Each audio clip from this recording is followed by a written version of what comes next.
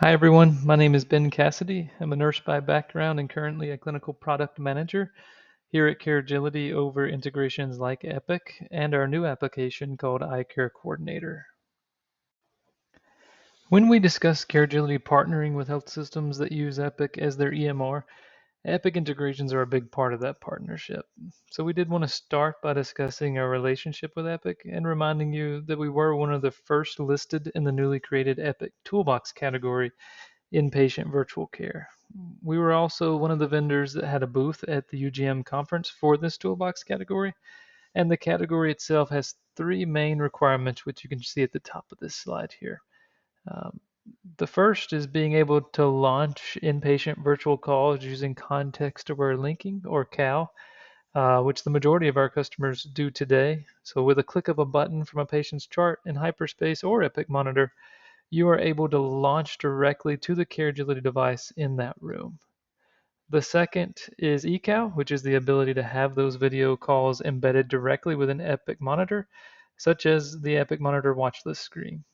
And the third category is Epic bedside TV integration. So switching just like we do today with other IPC vendors like Vibe Health or OneView, we switch the TV to the clinician video when the call starts, and then back to regular scheduled programming when the call is over. One other thing we want to call out on this slide is the timeline at the bottom. So as you can see, we've been working with Epic since before 2018. Caregility integrated the context-aware linking, or CAL, in 2018, eCal in 2021, and then the bedside TV was integrated and finalized in late 2024. As you know, the toolbox category wasn't announced until 2025. So we had all these requirements needed for the toolbox before it was even announced. It was just a matter of completing the paperwork to be included within this Epic toolbox category. And I think that is important to state because the majority of our competitors are still trying to get into this category by creating these Epic integrations. So just so you're aware, we really work closely with Epic developers to ensure our integrations deliver the most for Epic first organizations like yourself, which we'll see on the next slide. So we talked about that toolbox validation and being included in the toolbox category. We really took that time, which has been over the last 6 months or so, to further enhance our Epic integration, which you can see here, and some of these screens should look familiar to you. So we've called out our integration points on each of these Epic screens. So we'll start in the top middle. This shows our bedside vAlert request. They not only alert to our own applications, but we also send a green, yellow, or orange or red critical alert to the patient list within Epic Monitor. When bedside staff push our vAlert button in the room, the patient row flashes red and then jumps to the top of this patient list. The vAlert button can now also not only be a physical button on the wall, but it can be integrated within your Baxter or Rollin nurse call touch panels on the wall, more of like a soft button touch. And any of these alerts that we discussed today, whether they're AI alerts or bedside request alerts, they all can and will be routed to Epic Monitor in the same way that you see here. And the top right screen is more of a hyperspace screen or hyperdrive, where calls can be launched directly with a click of a button, as we discussed using CAL. It's also where we're able to use AI to capture the content of a virtual call, summarize that conversation, and then write back to the progress note section of Epic in the form of a SOAP note format. So that's one of our new clinical AI notes features there that we're calling out. The bottom two screens show our ability to embed our video directly into Epic's UI using embedded context-aware linking. So two-way video can be done within the patient-specific dashboard screen, which you're seeing in the bottom middle, and continuous multi-one-way video can be done within the watch list, which is in the bottom right. So we're seeing a lot of organizations utilize continuous video monitoring, and we'll talk more about this here going forward.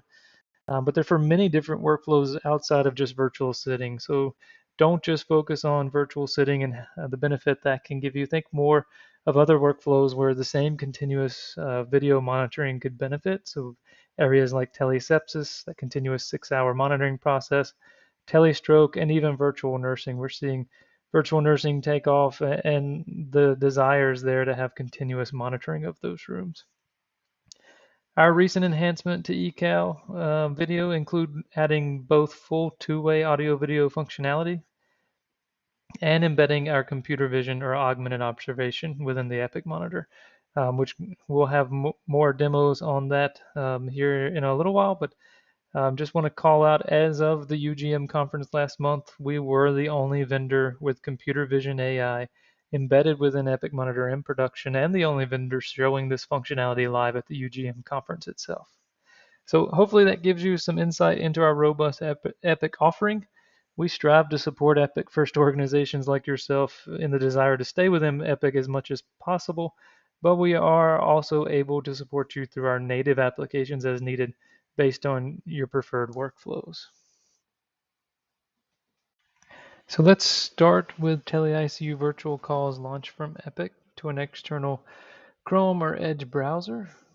Within the single click of a button from Epic, I am able to launch directly to the desired patient room. All the necessary information to make this happen is passed from Epic to Caregility behind the scenes, and within the call I have many features, so we'll review some of those, mainly the primary ones and relative to TeleICU and virtual nursing. So the first is within the iConsole UI, I'm able to mute and unmute my camera and mic. I'm able to ring a doorbell to introduce myself. This can be done automatically at the beginning of the call or manually throughout the call. For camera controls, I can double click around the room and that'll move the camera to wherever I click.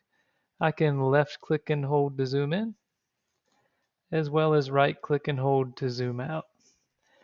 With TeleICU and virtual nursing in general, typically there's a desire to move quickly when you're rounding through the rooms to predefined zoomed in locations, and generally the equipment within the room is usually in the same place. So here we have our pins that's controlled from this camera control button. I can click on these individual pin locations and it'll zoom in directly, say, to the feeding tube bag. It'll focus to where you can see all the information. I can move to the chair. And then also we can move to validate the patient's identity. We can move over to read their armband, as well as move over to their medications to validate that, say, within a admission workflow. So at any point, I want to go back and have the full view of the room. I can always click my home button and go back out to that home location. One of the additional features that we have, and one of the enhancement requests that we had from our customers, was the ability to see the entire room. So think about whenever you have a code situation on TeleICU, or you're just doing an admission on a med-surg unit, you want to be able to see the entire room and not miss the people coming in and out. So with our new cameras that have 5x and 40x zoom, you can switch over to that 5x at any point and get more of that fishbowl view of the room so that you're not missing any activity throughout the entire room. Other features around the bottom, we have the ability to share your screen just like you would in any other video platform. So you can share content, do patient education or precepting that way. You can take a screenshot of anything in the room. It's just a freeze frame just for validation and maybe clinician validation of what you're seeing in the room. It's not stored anywhere and it's immediate deleted once you exit out.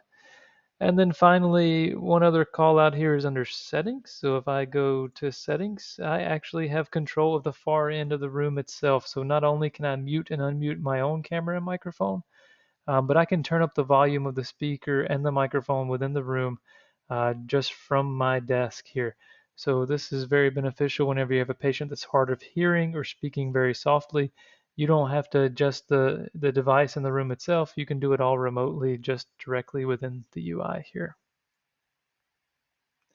So virtual nursing workflows can occur just like this. So this isn't just a TeleICU workflow. It can also be a virtual nursing workflow launching directly from Epic or Epic Monitor. You could utilize a shared patient list within Epic Monitor that only shows new admissions whenever they have that arrival order in their chart. You could select that patient tile and then launch out to an iConsole call directly, just like we've discussed here. It's all possible within virtual nursing, and we're happy to integrate via Epic that way to take advantage of all the hard work you've done with your Epic integration. But we also do have a native solution for virtual nursing called iCare Coordinator, and we'll demo that here shortly for you as well.